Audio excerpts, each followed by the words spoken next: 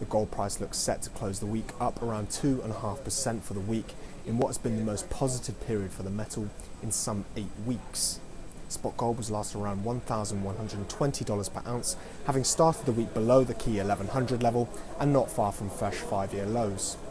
A range of factors have come into play that has bolstered the metal's credentials, but the gains predominantly came following the PBoC's devaluation of the renminbi in the wake of a string of weak economic prints of late, and possibly in an attempt to make the currency more competitive on the international market, given we're now just weeks before it holds its meeting with the IMF to discuss the prospect of having the currency involved in the SDR basket. China's devaluation, however, sparked fears of a potential currency war in the Far East, and thus saw large amounts of capital wiped off the world equity markets. Instead, investors appear to seek the safety of gold, particularly in countries where investors do not have retail access to comprehensive financial services that they can use to hedge against the devaluation. Overall, it looks set to be a positive week for the metal at a time when the focus will now shift back to the inevitable guessing game on when the Fed may choose to start normalising interest rates. What we can be near sure of, however, is the increasing possibility that the normalisation may now start in December, thus giving gold time to recover some of its recent losses.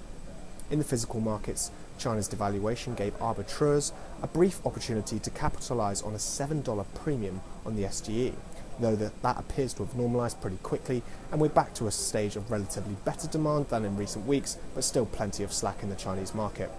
In India, there was a surge of material into the country in July, between 80 to 95 tonnes according to sources, which suggests buyers were keen to capitalise on the cheaper price we saw during mid-month, ahead of the important festival season upcoming from September. Premiums are steady around $2, but that could be set to increase as we near September.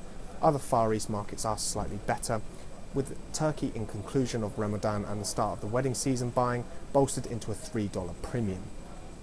Other metals are steady, silver around $15.50, platinum hovering around $1,000 per ounce, and palladium at $620.